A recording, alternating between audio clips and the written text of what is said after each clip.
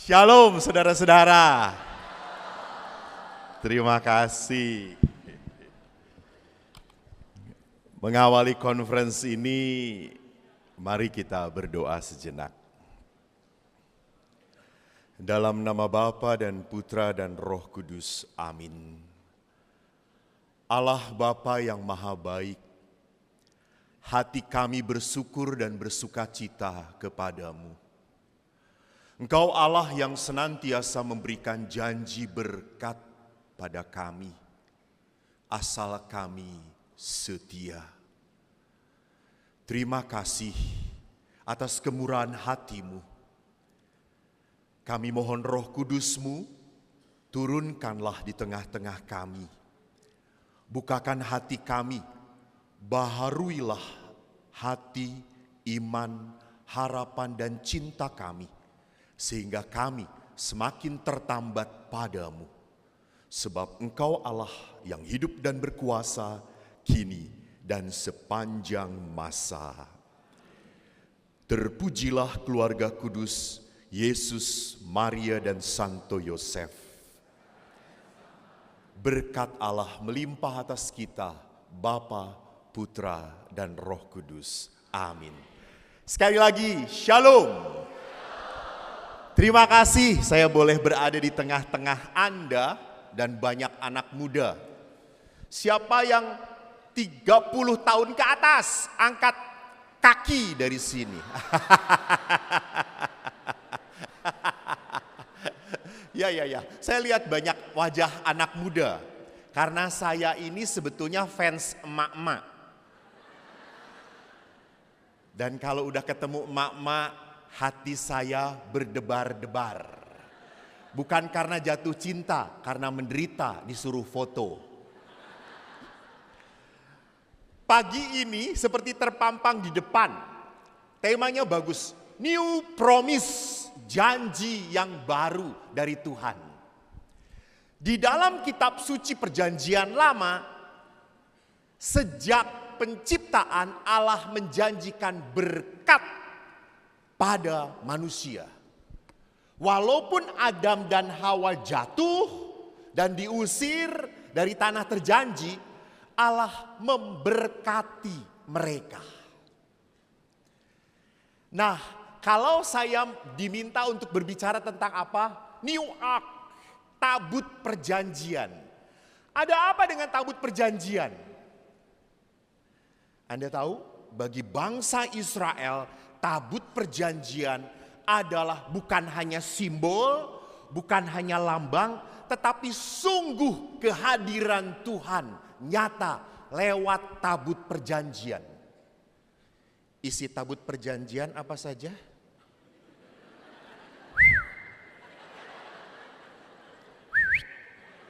Tadi saya lihat sering retret siapa? Saya. Konferensi LOJ siapa? Saya lihat tanda angkat tangan terus. Dapat apa?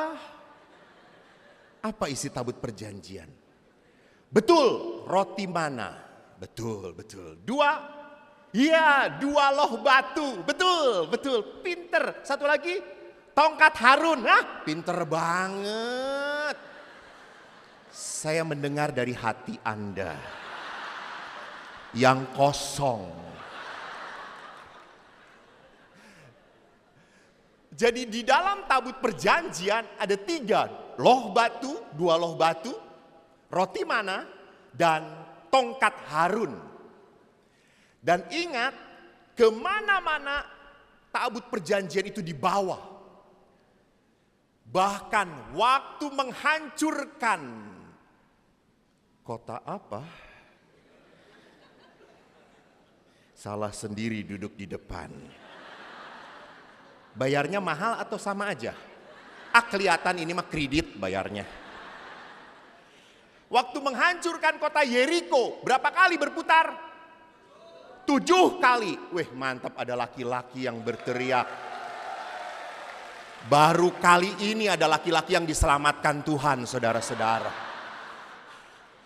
7 kali orang Israel mengelilingi kota Yeriko dan membawa tabut perjanjian. Hancur akhirnya kota itu. dan direbut oleh orang Israel. Namun sewaktu kerajaan Babel menyerang Yerusalem, tabut perjanjian itu hilang. Memang kontroversi. Apakah ada di Ethiopia, ada di mana? Tidak jelas. Karena Harrison Ford pun dalam Indiana Jones membuat sebuah film tentang apa? Raiders of the Lost Ark. Pencuri dari tabut perjanjian. Yang paling penting dalam kitab Wahyu, saya tertarik sekali bahwa penginjil Yohanes mendapatkan sebuah perwahyuan. Wahyu 11 ayat 19 di kiri. Terbukalah bait suci Allah yang di surga dan kelihatanlah tabut perjanjiannya di dalam bait suci itu. Ingat, wahyu adalah ungkapan Allah, revelasio Allah, pernyataan Tuhan kepada Yohanes untuk memperlihatkan memperlihatkan rencana Tuhan, memperlihatkan karya Tuhan. Dan siapa tabut perjanjian itu? Di ayat Wahyu 12 diteruskan, maka tampaklah suatu tanda besar di langit, seorang perempuan berselubungkan matahari dengan bulan di bawah kakinya dan sebuah mahkota dari 12 bintang di atas kepalanya. 12 tanda suku Israel. Ia sedang mengandung dan dalam keluhan dan penderitaannya hendak melahirkan, ia berteriak kesakitan. Siapakah wanita itu kalau bukan Maria? Jadi Maria adalah tabut Allah yang baru. Ini mau nyampe ke sono, ke sini, apa ke sana ya? Ke sono ya. Jadi hari ini saya mengajak Anda, mari kita renungkan. Bunda Maria, wanita yang sederhana, bagaimana mengimani bahwa anaknya ini adalah Tuhan, adalah Yesus. Karena manusia yang pertama yang mengimani Yesus siapa? Tadi udah ngomong gue. Inilah sedihnya kalau berkhotbah di depan Katolik. Nggak tahu kagum, nggak tahu blow on, sama aja gitu ya. Siapa manusia yang mengimani pertama-tama pribadi Yesus? Tumben pinter. Maria. Dan siapa Maria? Kita lihat penginjil Lukas. Matius, Markus, Yohanes tidak menceritakan Bunda Maria. Markus pun tidak. Matius ya. Lukas sangat menceritakan Bunda Maria. Karena ada begitu kedekatan iman. Jadi jangan berkata bahwa kalau cuma satu yang menulis harus diragukan. No. Kan setiap penginjil melihat peristiwa Yesus dari sudut pandang yang berbeda. Penginjil Lukas memperlihatkan Maria seperti apa? Mari. Dalam bulan yang ke-6, malaikat Gabriel disuruh Allah pergi ke Nazaret, ke sebuah kota di Galilea bernama Nazaret. Kenapa gua Nazaretnya ngomong 2 kali? Kepada seorang perawan yang bertunangan dengan seorang bernama Yusuf dari keluarga Daud. Nama perawan itu Maria. Ketika malaikat itu masuk ke rumah Maria, ia berkata, "Salam hai engkau yang dikaruniai, Tuhan menyertai engkau." Maria terkejut mendengar perkataan itu, lalu bertanya di dalam hatinya, apakah arti salam ini? Saudara-saudara, di dalam sejarah keselamatan, baru satu-satunya manusia yang dikunjungi oleh malaikat, dan malaikat berkata, engkau dikaruniai. Dalam bahasa Inggrisnya, blessed are you. Dan apa? Tuhan menyertai engkau. Engkau itu adalah wanita yang dipilih Allah. Tolong, jangan pernah berpikir, kan Tuhan bebas bisa memilih siapapun. Kebetulan ada Maria, nah jadi Maria ajalah yang jadi ibu Yesus. Kalau ada ponijem, bisa jadi ponijem. Tidak, Allah menyiapkan Maria. Allah mempersiapkan Maria. Karena apa? Karena yang mau hadir di dalam rahimnya adalah Allah.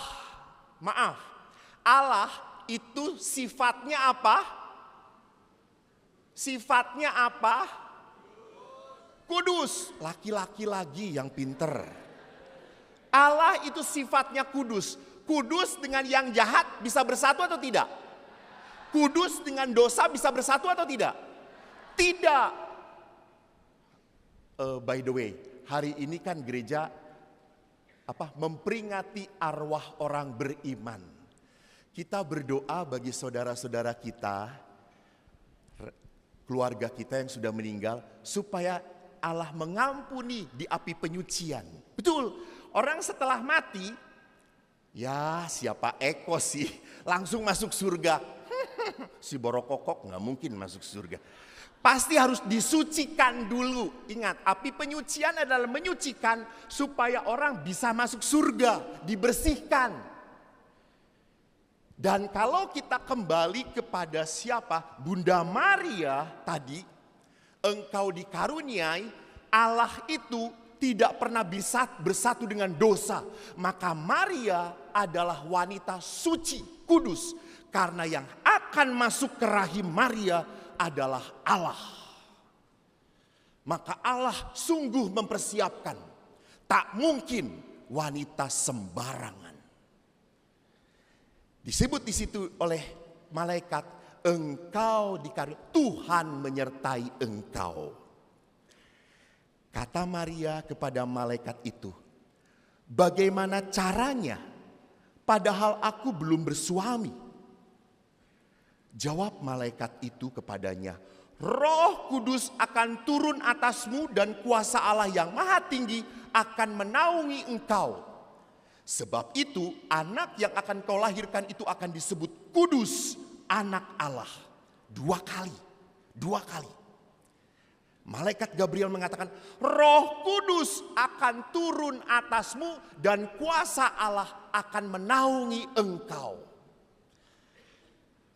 Jadi saudara-saudari terkasih, Maria itu dihormati dalam gereja Katolik karena manusia yang spesial hubungannya dengan Yesus. Maaf Bunda Maria, Kalau Maria nggak ada hubungannya dengan Yesus, sama dengan Maria yang di sini. Maria Juminten lah. Tetapi Maria dihormati karena apa? Hubungannya dengan Yesus. Roh Kudus dan kuasa Allah akan turun atasmu. Dan lihat sekarang dikatakan oleh malaikat Gabriel, sesungguhnya Elisabeth sanakmu itu, ia pun sedang mengandung seorang anak laki-laki pada hari tuanya. Dan inilah bulan yang ke-6 bagi dia yang disebut mandul, sebab bagi Allah tidak ada yang mustahil. Dan kata Maria, sesungguhnya aku ini hamba Tuhan. Jadilah padaku menurut perkataanmu itu.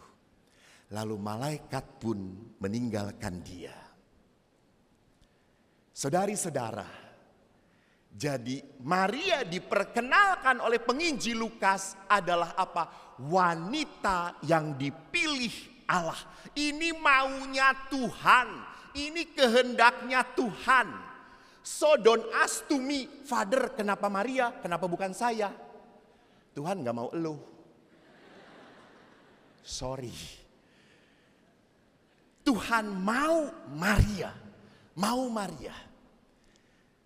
Dan sekarang mari kita lihat, bahkan di gereja perdana pun seorang bapak gereja bernama Santo Athanasius dari Alexandria tahun 200, ingat tahun 200, tahun 70 itu kurang lebih kitab suci terakhir ditulis. Jadi 130 tahun kemudian Bapak Gereja sebagai gereja Kristen perdana menuliskan bagus sekali. Athanasius menulis, "Oh perawan yang terhormat, sungguh engkau lebih mulia daripada semua yang mulia." Sorry, M-nya kecil ya. Jadi bukan M besar. "Sebab siapakah yang sama mulianya, oh tempat kediaman sang sabda Tuhan. Dengan siapakah dari antara makhluk ciptaan akan kau bandingkan? Engkau, oh perawan, oh tabut perjanjian." Jadi Maria oleh Santo Athanasius, Bapak Gereja, dikatakan sebagai apa? Tabut perjanjian. Yang kedua, Santo Hippolytus tahun 235, Bapak Gereja juga mengatakan apa? Ia, Maria, adalah tabut yang dibentuk dari kayu yang tidak lapuk. Sebab dengan ini dinyatakan bahwa tabernakelnya dilepas dari kelapukan dan kerusakan. Itu Hippolytus mengatakan Maria memang diangkat ke surga. Tidak lapuk tubuhnya. Sekali lagi, karena apa? Karena hubungan Maria yang khusus dengan Yesus. Dan hubungan ini tidaklah mudah begitu saja diterima dan dilakukan oleh Bunda Maria. Jadi jangan berpikir kalau Maria sudah dipilih langsung gampang hidupnya. Tidak.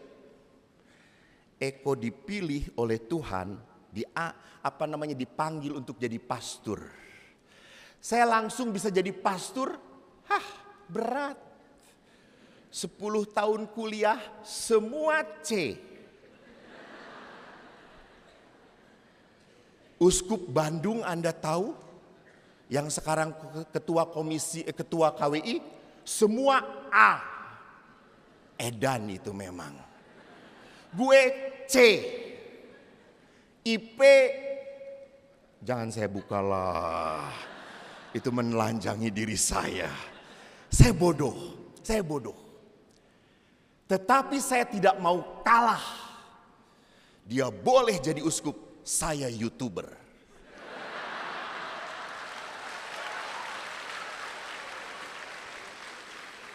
Beliau pernah datang pada saya, "Kok pernah ke Yerusalem belum?" Terus saya balikin, "Monsinyur belum, kamu kok 4 kali." Baru sekali-kalinya seumur hidup uskup berkata, "Kamu hebat ya."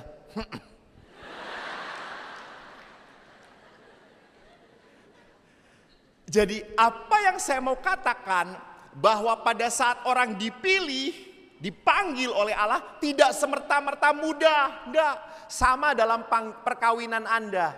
Anda menikah, memang sebelum menikah Anda kelihatannya sayang banget. Ya dong, pacaran kan semuanya iklan, toh itu ya. Hai, halo, itu. Gue jijik banget kalau sedang lihat orang pacaran tuh ya dia. Laki-lakinya benar-benar ngomongnya itu tingkat dewa. Dan perempuan blow on banget gitu ya. Mau aja ditipu gitu ya. Tapi AA apa teteh? AA indah ya. Kan bersama teteh. Kan teteh paling indah dalam hidupku. AA. Saya kalau ada di sampingnya, jangan percaya, bohong, lu bohong. Hoax. That's good. Hoax gitu ya. Kalau baru pacaran bawa mobil, istrinya pacarnya dibukakan pintu. Come on. Dibukakan pintu, come on. Setelah nikah, seorang istri pernah berkata, Romo waktu pacaran dia itu selalu bukakan pintu. Setelah menikah Romo, saya nungguin.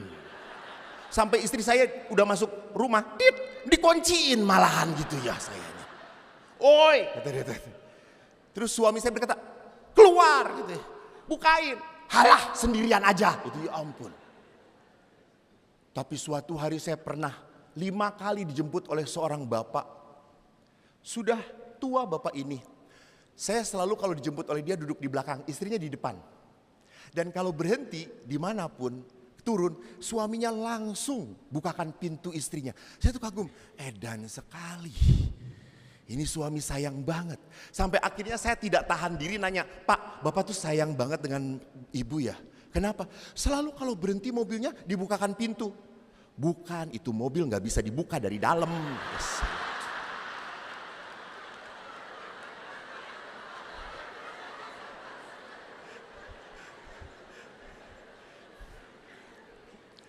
Jadi lihat, di dalam perkawinan pun untuk merasakan bahwa saya masih disayangi, saya masih dicintai, effortful.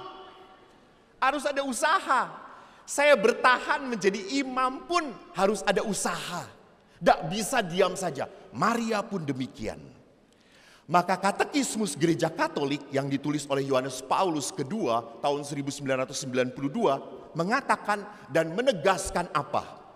Maria yang di dalamnya Tuhan sendiri tinggal adalah Putri Sion, tabut perjanjian dan tempat di mana kemuliaan Tuhan bertahta.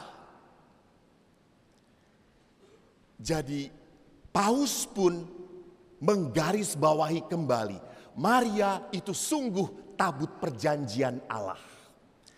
Nah Bapak Ibu, mari kita lihat. Kita lihat bahwa di dalam membaca kitab suci, gereja menyarankan di dalam katekismus bahwa kalau baca kitab suci itu perjanjian lama harus diterangi oleh perjanjian baru. Jadi perjanjian lama dan perjanjian baru itu tidak terpisahkan, menyatu. Maka ada ilmu di dalam teologi, ilmunya tipologi. Tipologi itu apa? Perjanjian lama ini adalah gambaran, lambang yang terbukti dalam perjanjian baru. Contoh, Yesus disebut sebagai Adam. Di dalam perjanjian lama ada Adam. Di dalam perjanjian baru oleh Paulus, Yesus disebut sebagai Adam yang baru. Ingat waktu Yesus menampakkan diri kepada para murid di Emmaus. Waktu dua murid itu, Kleopas salah satunya mengundurkan diri. Yesus menampakkan diri, Yesus menjelaskan kitab suci dari perjanjian lama. Sampai akhirnya pada dirinya. Jadi perjanjian lama itu ada koneksi dengan perjanjian baru. Maka cara membaca kitab suci pun harus ada apa? Unsur nyambungnya antara perjanjian lama dan perjanjian baru. Mari kita coba lihat tabut perjanjian. Tadi isi tabut perjanjian apa tadi? Roti mana? Lalu 2 loh batu, lalu tongkat Harun. Lihat isi tabut perjanjian Maria siapa? Yesus. Yesus adalah mana yang baru. Barang siapa makan dagingku dan minum darahku, ia tidak akan lapar dan haus lagi. Yesus menjadi mana yang baru. Yang kedua, loh batu. Yesus memberikan perintah-perintah yang baru kepada kita. Sabda bahkan yang menjadi manusia. Dan yang ketiga, Yesus adalah imam. Jadi tongkat Harun itu adalah lambang imam besar. Dan Yesus adalah imam sejati. Jadi apa yang digambarkan dengan tabut perjanjian memang ada di dalam pribadi Maria yang mengandung Yesus. Di dalam pribadi Yesus ada 3 unsur yang masuk di dalam tabut perjanjian. Nah, sekarang mari kita perhatikan tipologi kesejajaran antara Daud waktu memindahkan tabut perjanjian ke Yerusalem. Kan Daud itu punya mimpi, aku ingin mendirikan rumah bagi Allah Yahweh. Tetapi Yahweh tidak mau. Lalu nanti siapa yang akan mendirikan bait Allah?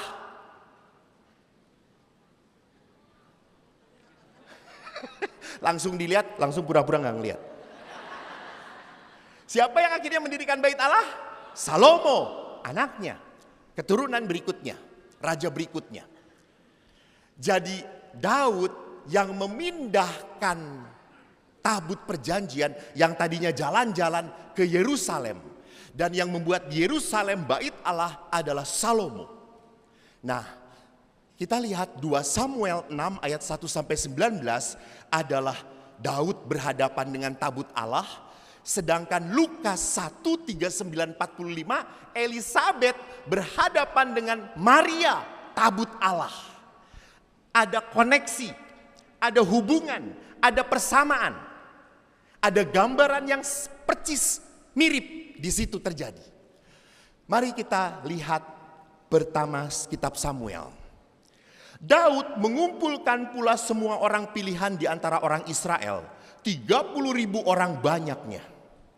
Kemudian bersiaplah Daud lalu berjalan dari Baale Yehuda dengan seluruh rakyat yang menyertainya untuk mengangkut dari sana tabut Allah yang disebut dengan nama Tuhan semesta alam yang bertahta di atas kerubim, malaikat.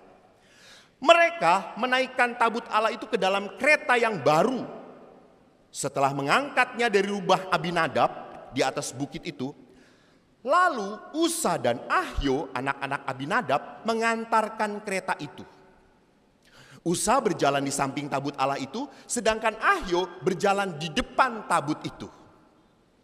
Lihat di sini, Daud dan seluruh kaum Israel menari-nari di hadapan Tuhan dengan sekuat tenaga, diiringi nyanyian, kecapi, gambus, rebana, kelentung, dan ceracap.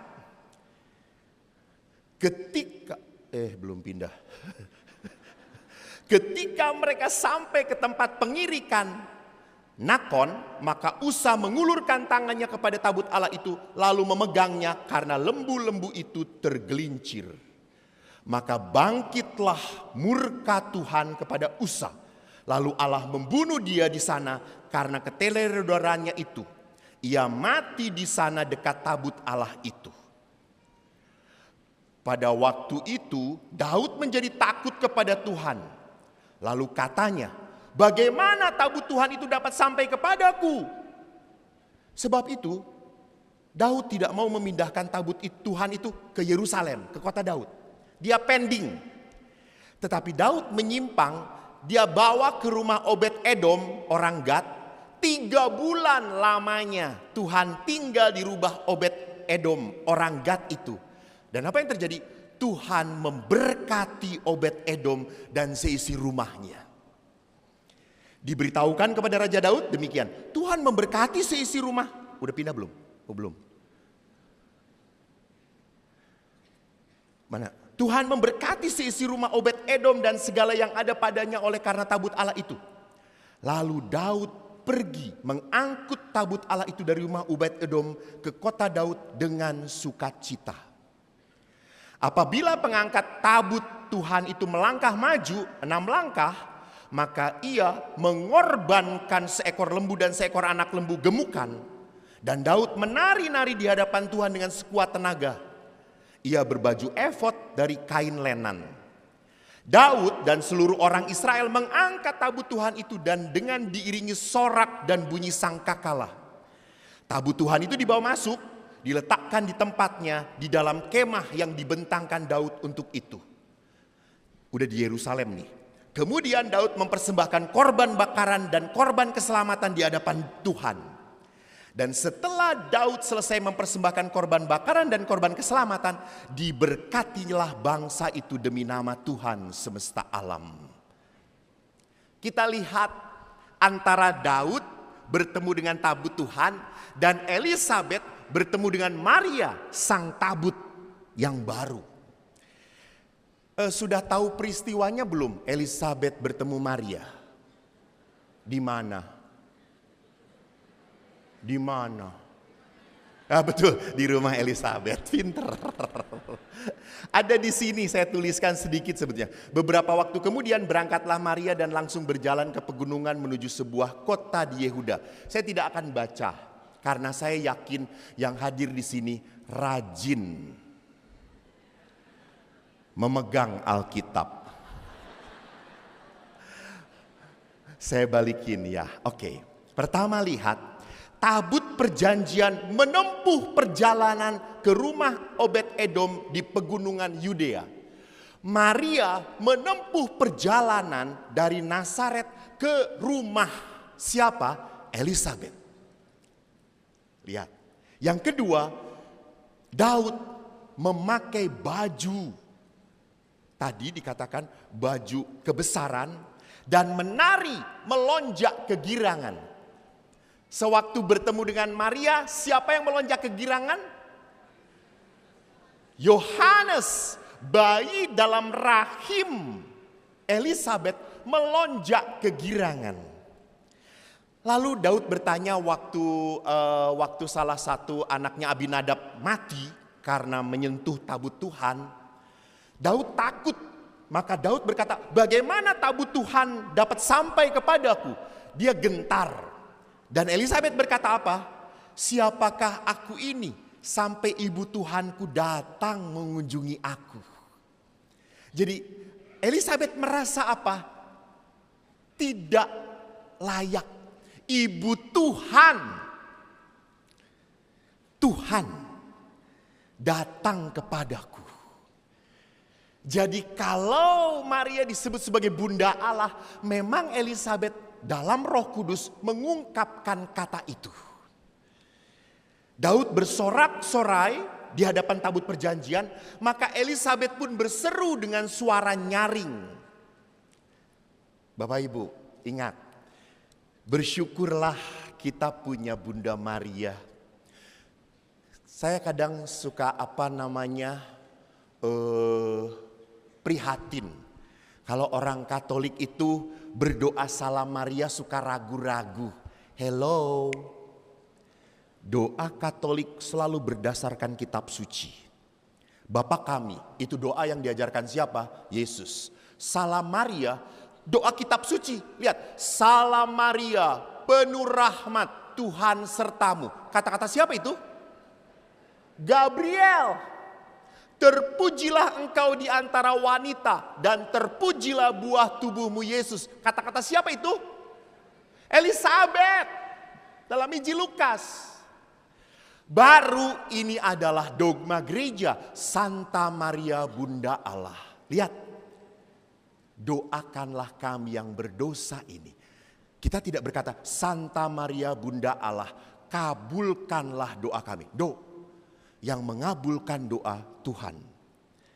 Di dalam doa gereja kita berkata Santa Maria Bunda Allah, doakanlah kami yang berdosa ini sampai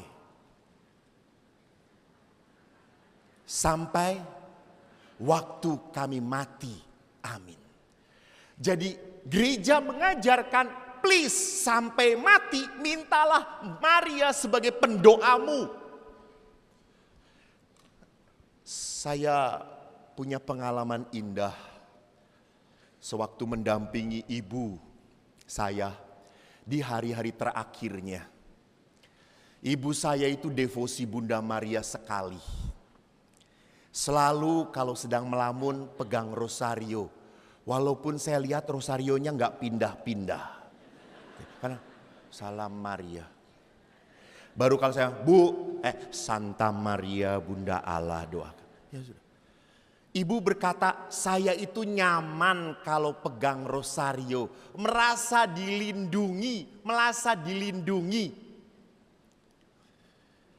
Dan waktu ibu meninggal, saya dengan adik-adik dan ayah berkumpul. Kami rosario. Karena ibu sangat suka rosario. Dan saya masih ingat pada saat peristiwa ketiga, Roh Kudus turun atas para rasul. Salam Maria penuh rahmat, tiba-tiba ibu hening, diam. Dan ibu meninggal di depan kami, diiringi dengan rosario. Sewaktu saya di Medan, anak-anak kecil selalu pakai rosario. Suatu saat seorang anak datang kepada saya. Perempuan, butet. Dia bawa, pastor tolong doakan. Apa? Rosario. Kan kalau orang Batak kan ngebentak-bentak gitu ya. Emang rosario yang lalu kemana? Putus. Sekarang dari mana? Beli sendiri. Oh ya sudah, mari. Lalu saya doakan. Lalu dia cium rosarionya. Anak-anak sana itu paling senang pakai rosario fosfor. Biar terang, glowing. Dia pakai. 3 minggu kemudian apa yang terjadi? Ibunya marah datang pada saya. Dia berkata, "Pastor!" Kalau anaknya aja teriak apalagi ibunya. "Pastor, iya Inang, pastor ini salah." Kenapa? Ingat 3 minggu yang lalu baru saya datang pada pastor. Yang mana? Itu yang minta diberkati rosarionya. Oh iya betul, itu pastor salah. Kenapa? Itu si Boru pastor kemarin main komputer. Dia lama. Lalu aku marah pada si Boru itu. "Boru, jangan main komputer. Matamu rusak nanti. Kamu buta." Lalu si Boru berkata apa? Mama tidak percaya pada kuasa rosario. Aku sudah pakai rosario Mama. Dalam nama Yesus ditangkal semua yang jahat dari komputer ini Mama.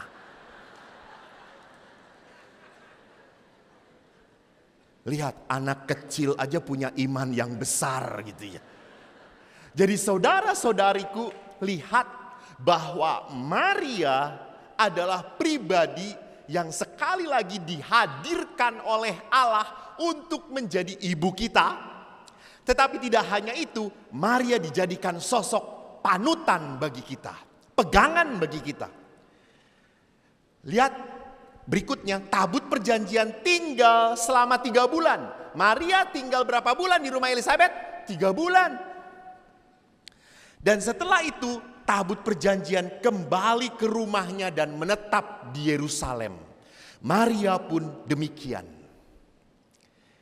Maka saudaraku, saudariku yang terkasih, ada satu hal yang ingin saya bagikan pada Anda tentang ibu kita, Maria. Apa sih keutamaan Maria sebagai tabut perjanjian?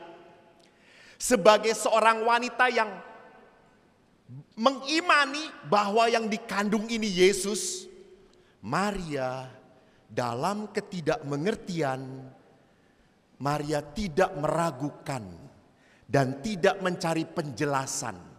Maria taat pada perintah Allah. Taat. Maka jawab Maria apa terakhir? "Aku ini hamba Tuhan. Terjadilah padaku seturut kehendak-Mu." Ingat, kalau kita berdoa, "Tuhan, terjadilah seturut kehendak-Ku. Aku percaya kehendak-Mu selalu baik. Aku percaya Engkau mempunyai rancangan yang indah. Tapi terjadilah seturut kemauan-Ku." Selalu di dalam kehidupan, siapa yang menjadi nomor 1? Aku.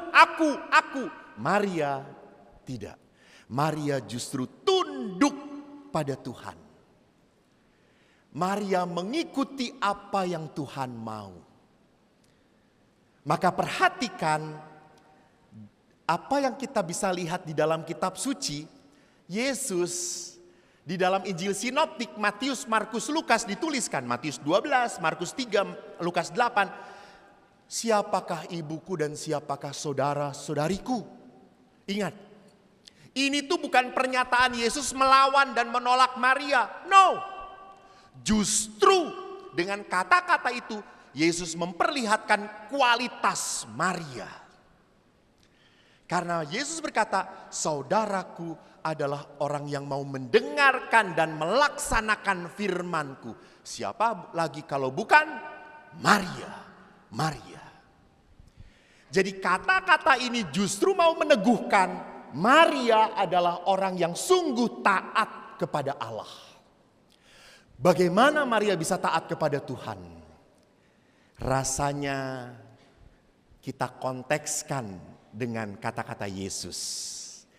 Di dalam Injil Yohanes bab 15 ayat 1 sampai dengan 8 dikatakan, akulah pokok anggur yang benar. Ingat Anda? Kamulah ranting-rantingnya. Jadi orang hanya bisa taat kepada Allah kalau tinggal di dalam Allah. Orang tidak taat kepada Allah karena tinggal dalam apa? Dalam dirinya sendiri. Dalam kekecewaan, dalam kemarahan, dalam kesedihan batin. Kalau orang hanya tinggal pada dirinya sendiri, dia tidak mungkin punya waktu untuk melayani.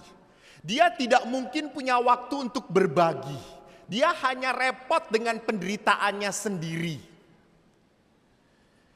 Saya pernah ditanya, pastor itu nggak capek ya? Kemarin saya pulang bawa ziarah ke Fatima dan Lourdes. Baru pulang 2 hari sudah pergi ke Jogja. Saya memberikan rekoleksi keluarga di Jogja. 2 hari yang lalu saya setir sendiri dari Jogja ke Jakarta. Memberi di sini. Besok pulang ke Bandung memberi rekoleksi keluarga di Pratista. 3 hari kemudian saya berangkat ke Surabaya. Dari Surabaya saya ke Manado, saya ke Perth. Pegawai berkata, pastor enggak capek? Ya capek. Emang gue makhluk halus. Lalu pastor ngapain pergi jauh-jauh, udah diem aja. Saya berkata, kalau Tuhan mau ya sudah. Mumpung saya masih laku. Loh betul, suatu saat nggak laku lagi. Suatu saat ya nggak berdoa sih. Kalau saya udah saudara,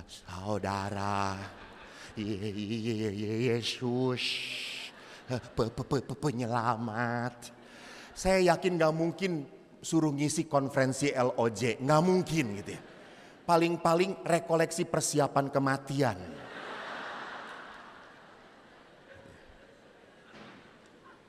Jadi saudara-saudara ingat, kenapa kita harus tinggal di dalam Allah dan taat kepada Allah? Sorry to say, berkat Allah itu ada waktunya. Ada waktunya. You take it now and it will be painful, or you leave it and it will make you very very sedih, kecewa. Kenapa dulu saya nggak kayak gitu? Kenapa? Itu yang selalu saya hadapi dengan pasangan suami istri. Setelah istrinya atau suaminya meninggal, baru nangis-nangis. Aduh pastor, kenapa kok saya nggak kayak gitu? Kenapa nggak sayangin dia? Kenapa nggak layani dia? Saya sedih banget pastor. Seorang ibu pernah teriak-teriak kayak gitu setelah 3 bulan ditinggalkan suaminya. Lalu saya ngomong, oke, mari kita berdoa supaya Yesus datang dan membangkitkan suami ibu. Ya jangan.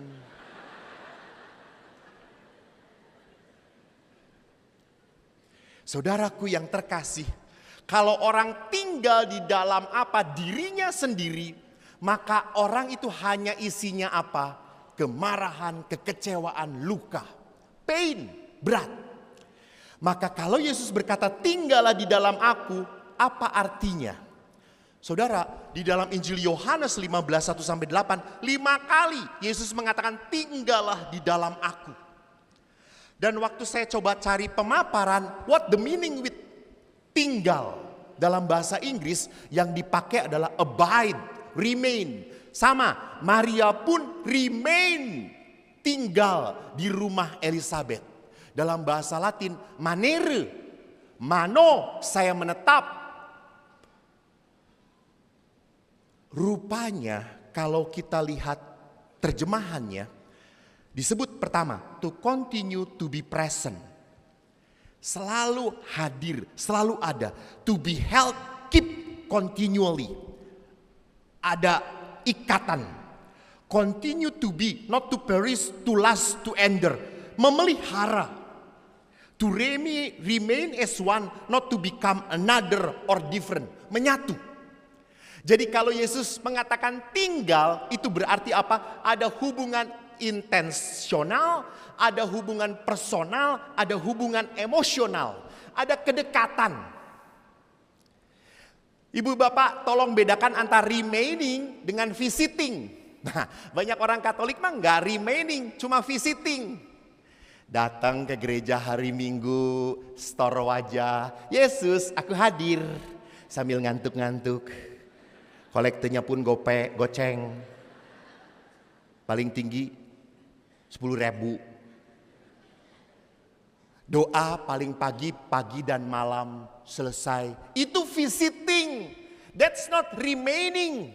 Itu bukan tinggal, itu kunjungan. Itu cuma store wajah. Itu hanya absensi. Kalau Yesus berkata tinggallah, itu berarti apa? Abide, menyatu. Kau punya ikatan batin, intensional, intim dengan Tuhan. Itulah Maria. Maria intim dengan Allah dan putranya Yesus. Maka bagaimana supaya kita intim? Mari kita lihat pertama. Tinggallah di dalam aku itu berarti apa? Tinggal diminta untuk diam, merasakan, menikmati hadirat Allah. Ingat, Yesus pokok anggur dan kita ini apa? Apa? Carangnya. Pokok itu butuh waktu untuk menyalurkan nutrisi, untuk menyalurkan sari-sari makanan ke ranting-rantingnya. Saya pun sama, saya tuh butuh diberi nutrisi oleh Tuhan. Butuh diberi makan jiwa saya, roh saya, butuh dikuatkan. Maka tolong, Yesus pun berkata apa? Akulah roti hidup. Barang siapa datang kepadaku, ia tidak akan lapar lagi. Jadi di dalam gereja Katolik jelas, bagaimana supaya kita dinutrisi oleh Tuhan? Ekaristi. Ekaristi itu nutrisi yang paling mutakhir. Ekaristi. Di samping itu apa? Kita belajar berdoa, hening, nikmati. Jangan sampai doa itu kan banyaknya ngomong. Kita ngomong pada Tuhan dan Tuhan tidak punya kesempatan ngomong dengan kita. Amin. Tuhan baru ngomong, si kampret udah pergi.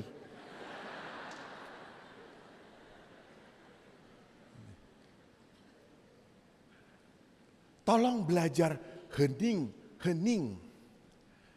Kemarin saya itu suka sedih kalau sudah disuruh ziarah. Kalau udah sampai tempat peziarahan, apalagi dengan emak-emak. You know, yang pertama dikeluarkan bukan rosario, handphone. Udah sampai Fatimah, foto-foto.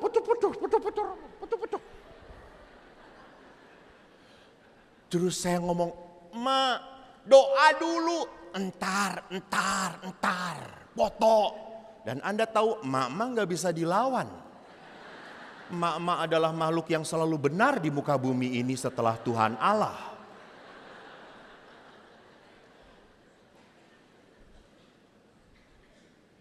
Lalu setelah itu baru kita berdoa. Dan kemarin itu lucunya kita dari Portugal, Fatimah, jalan terus ke Lourdes. Ya seperti itu, saya selalu ingatkan, sudah diam, hening, berdoa. Baru berdoa sebentar.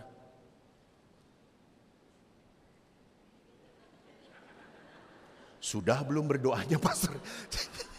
Nikmati, diem, menikmati.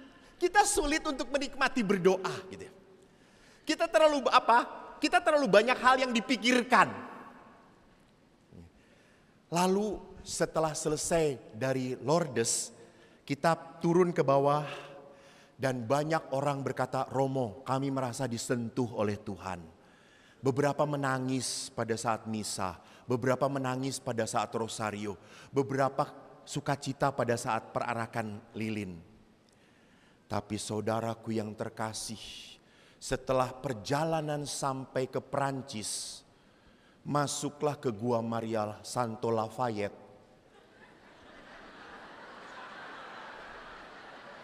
Hancur semuanya. Semua emak-emak yang tadinya ada lingkaran kekudusan jadi bertanduk, saudara-saudara.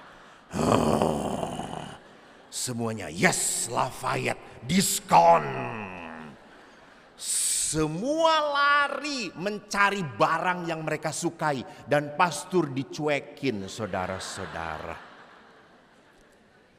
4 jam di Lafayette mereka teriak kurang. Berdoa 5 menit kebanyakan. Sudah 4 jam saya ngomong, ibu udah ayo kita mau ke gereja katedral. Nanti sebentar. Terus saya melihat bapak-bapaknya, langsung diem bapak-bapaknya. Terus saya ngomong dengan bapak-bapak, ayo kita jalan salib pak.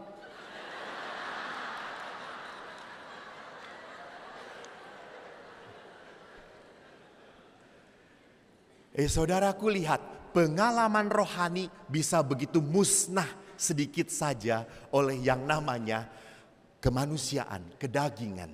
Tidak gampang. Maka untuk tinggal menikmati Tuhan itu butuh apa? Disiplin. Doa itu bukan berarti saya harus tanda salib, diem. No.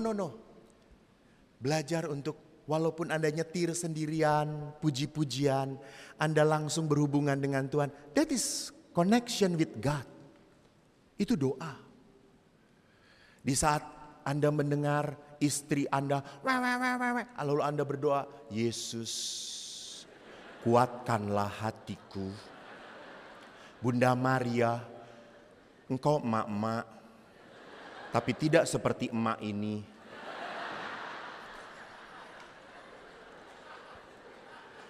Jadi bapak-bapak jangan disamber, jangan lawan istri Anda sedang berdoa aja. Salam Maria, Santo Yosef, kau suami yang paling bahagia. Karena Maria menyimpan semua dalam hati. Istriku mengeluarkan semuanya dari hatinya. Jadi saudaraku lihat, tinggal di dalam Tuhan itu berarti apa? Saya mau dinutrisi oleh Allah. Yang kedua, menarik. Yesus di dalam ayat yang tidak jauh dikatakan apa? Firmanku tinggal di dalam kamu. Minta apa saja akan kamu terima. Kedua, tinggallah di dalam kasihku. Yang ketiga, sukacitaku ada di dalam kamu supaya sukacitamu menjadi penuh. Jadi kalau kita lihat Yesus, apa sih yang Yesus mau? Yesus mau kita tinggal di dalam firman-Nya. Yang kedua, kita tinggal di dalam apa? Kasih. Supaya apa? Sukacitamu menjadi penuh. Aku tadi ke tempat ini ketemu dengan seorang ibu, pasti duduk di antara Anda. Dan ibu ini mempunyai kesaksian yang dahsyat banget. Ibu ini punya penyakit kanker. Dari kanker hati merambat kemana-mana. Dari payudara merambat kemana-mana. Dan yang membuat dia bertahan, yang membuat dia tetap senyum adalah apa? Dia cerita kemarin waktu ziarah, setelah saya berserah pada Yesus, setelah saya berikan semua penderitaan pada Yesus, saya jadi sukacita, Dan saya bisa berkata, Tuhan kalau ini yang kau mau, oke, kuatkan saya. Bahkan ibu ini pernah cerita pada saat dia dirawat, dia lihat seorang anak kecil yang punya penyakit kanker. Dia langsung berdoa, Tuhan kalau engkau mau memberi mujizat pada saya, jangan pada saya dulu, pada dia saja dulu. Dia masih kecil, saya sudah banyak menikmati cintamu. Kenapa orang ini mendapatkan penyakit yang begitu sulit tersembuhkan masih bisa sukacita? Karena dia taat pada kehendak Allah. Kalau Tuhan mau saya menderita, saya terima. Beda dengan tadi di belakang, lucu banget. Waktu MC dan para penyanyi mau maju, beberapa motivator anak-anak muda berkata, ayo pura-pura bahagia, pura-pura bahagia, pura-pura bahagia. Ya Allah, kenapa pura-pura? Bahagia kalau kamu mendapat sesuatu lalu Anda bahagia, Anda gak perlu beriman. Tapi di dalam kepedihan, di dalam kejengkelan, Anda masih bisa memuji Tuhan, bersuka cita. Itu iman, itu kekuatan tinggal di dalam Allah. Jadi jangan pura-pura bahagia. Anda pura-pura bahagia, Anda membohongi Tuhan. Justru saya harus berani menerima, taat pada Allah. Walaupun saya sedang sakit, walaupun saya sedang sedih, saya masih tetap bisa tersenyum. Saya masih tetap bisa berteriak haleluya. Itu orang yang tinggal dalam Allah. Dan yang terakhir saudaraku, lihat. Barang siapa tinggal di dalam aku dan aku di dalam dia, ia berbuah banyak. Sebab di luar aku kamu tidak dapat berbuat apa-apa. Sorry, dengarkan Yesus. Di luar aku kamu tidak dapat berbuat apa-apa. Titik. Jadi Yesus mau mengatakan apa? Anda tidak akan bisa menjadi orang yang pasrah dengan penderitaan kalau Anda tidak bersatu dengan Allah. Anda tidak bisa memaafkan kalau Anda tidak bersatu dengan Allah. Anda tidak bisa melayani kalau tidak bersatu dengan Yesus. Kenapa pastor, saya itu kalau gak dapat jodoh-jodoh terus ya. Padahal saya ini sudah 30, sudah 50% diskon pastor. Hampir 35. Kalau 35 statusnya berubah, beli 1 dapat 2. Kenapa Anda kok tidak dapat pekerjaan? Kenapa kok Anda tidak punya relasi yang baik dengan orang tua? Kenapa orang tua tidak punya relasi baik dengan Allah? Karena Anda tidak tinggal di dalam Yesus. Ingat, ini kata Yesus. Kalau engkau tidak tinggal dalam aku, kamu tidak dapat berbuat apa-apa. Ingat, kita gak bisa berbuat apa-apa. Lihatlah buah roh. Dikatakan di dalam Injil, dari surat Galatia, buah roh itu ada 9. Kasih, sukacita, damai, sabar, murah hati dan seterusnya. Dan saya mau menarik yang pertama, kasih. Apa itu kasih? Kasih bukan berarti saya punya feeling seneng, sedang bahagia, sedang tipsy, sedang up, sedang di atas. Udah, no. Kasih adalah kemauan untuk memberikan yang terbaik kepada orang lain. Maka Bapak Ibu bersyukurlah anak-anak muda di bawah LOJ ini mengadakan sebuah konferensi. Tidak hanya untuk pertemuan ini saja, tetapi mereka mau berbuat kasih untuk orang-orang yang apa tadi itu? Stunting. Anak-anak stunting gak mungkin diketemukan di gereja Katolik yang pasturnya gak mungkin stunting. Overthink. Jadi gerakan ini adalah gerakan supaya apa? Kita pun belajar peduli, memberi kasih. Maka Bapak Ibu kalau nanti ada kolekte, please. Kalau Anda kolektenya sedikit, Anda tidak tinggal dalam aku. Dan ingat, Tuhan bisa memanggil Anda kapanpun juga. Halo. Waktu Tuhan pasti yang terbaik. Jadi biarlah Anda dipanggil Tuhan setelah memberi persembahan banyak kepada Tuhan. Nanti Tuhan berbelas kasih. Dia mati setelah konferensi. Tapi kolektenya banyak. Oke lah, oke.